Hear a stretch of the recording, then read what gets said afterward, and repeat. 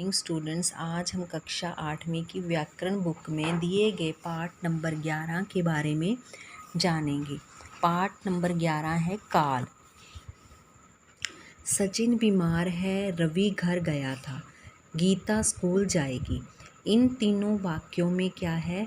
जो है वो वर्तमान काल के बारे में बताता है। गया था बीते हुए यानी भूतकाल के बारे में बताता है। जाएगी आने वाले समय यानी भविष्य काल के बारे में बताता है। तो काल क्या है? क्रिया का वह रूप जिससे उसके होने के समय के बारे में पता चले, वो क्या है? काल है।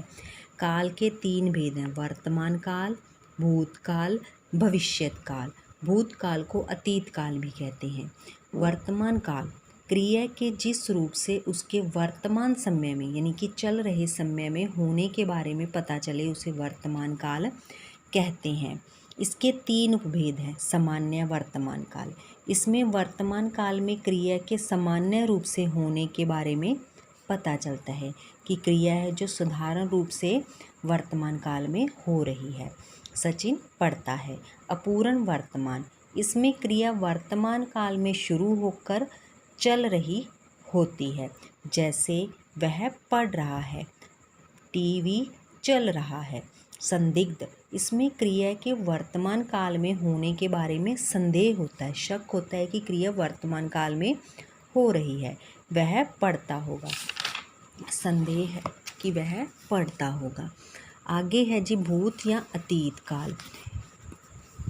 क्रिया के जिस रूप से उसके बीते समय में होने का पता चले, उसे भूतकाल कहते हैं। जैसे सोहन ने पुस्तक पढ़ी, वह पुस्तक पढ़ रही थी। भूतकाल के 6 उपभेद हैं। सामान्य भूत, इसमें क्रिया के भूतकाल में होने का सामान्य रूप से साधारण रूप से होने का पता चलता है, वो क्या है? सामान्य भूतकाल। राम ने खाना खाया, वह चला गया। आसन, इसमें पता चलता है कि क्रिया अभी अभी समाप्त हुई है। जैसे माता जी पूजा कर चुकी हैं, कि अभी अभी माता जी ने पूजा की है। अपूर्ण भूतकाल, इसमें पता चलता है कि भूतकाल में शुरू हुई क्रिया अभी चल रही थी, पूरी नहीं हुई थी। रजनी चित्र बना रही थी, उसने बनाया नहीं था, पूर्ण नहीं किया था, अभी वो बना रही थी। पूर्ण भूत, इसमें पता चलता है कि क्रिया को समाप्त हुए काफ़ी समय बीत गया है, कि क्रिया जो वो पूर्ण हो चुकी है। मैंने यह मकान बनाया था। संदिग्ध भूत, इसमें क्रिया के भूतकाल में होने के बारे में संदेह बना रहता है, एक संदेह बना रहता है, शक बना रहता है। नौकर ने खाना बनाया होगा। हेतु मद भूत, इसमें क्रिया पदों में भूतकाल में होने का संकेत तो मिलता है, पर क्रियाएं हो नहीं पाती।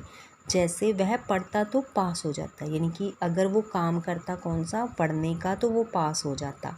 क्रिया के होने का संकेत तो मिलता है, लेकिन क्रियाएं हो नहीं पाती, वो पढ़ नहीं पाया।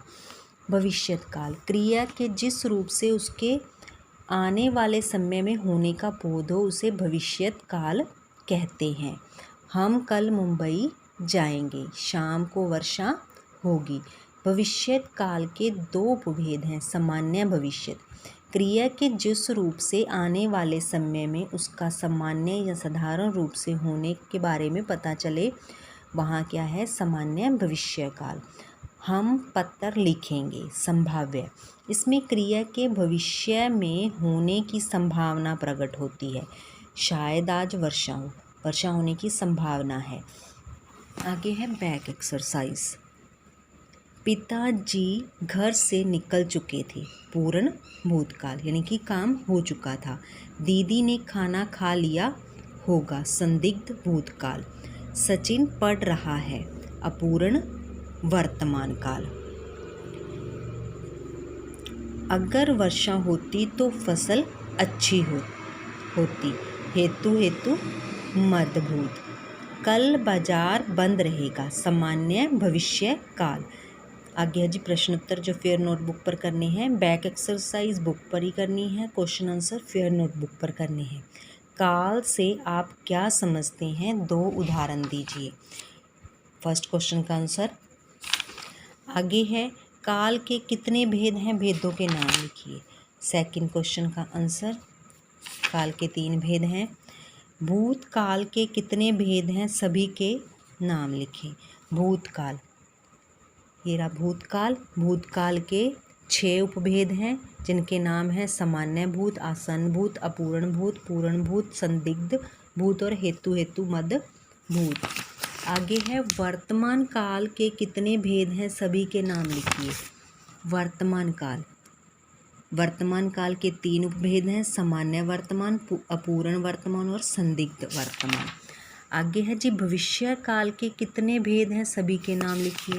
भविष्य काल के 2 भेद हैं, सामान्य भविष्यत और संभाव्य भविष्यत। आगे है फिलअप्स, ये बुक पर ही करनी है। जिसमें क्रिया के होने के बारे में संदेह हो वह है संदिग्ध वर्तमान। क्रिया के जिस रूप से बीतते हुए समय का बोध होता है उसे क्या कहते हैं, भूतकाल कहते हैं। डैश भूतकाल में पता चलता है कि क्रिया अभी अभी समाप्त हुई है, आसन्न भूत में।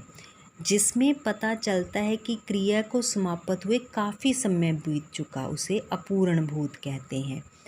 क्रिया के जिस रूप से आने वाले समय में उसका सामान्य रूप से होना पाया जाए सामान्य भविष्यत काल कहा जाता है।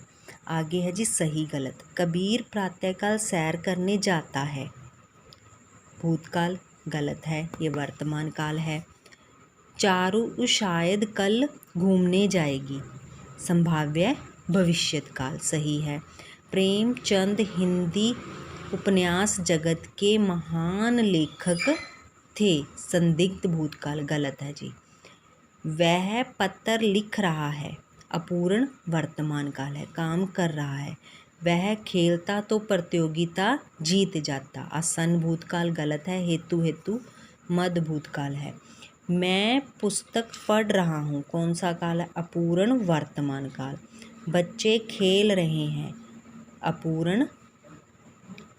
बच्चे खेल रहे थे, अपूर्ण भूतकाल। रमा आज आएगी, सामान्य भविष्यकाल। शायद आज आंधी आए, संभाव्य भविष्य काल। मैं मसूरी गया था, पूर्ण भूतकाल।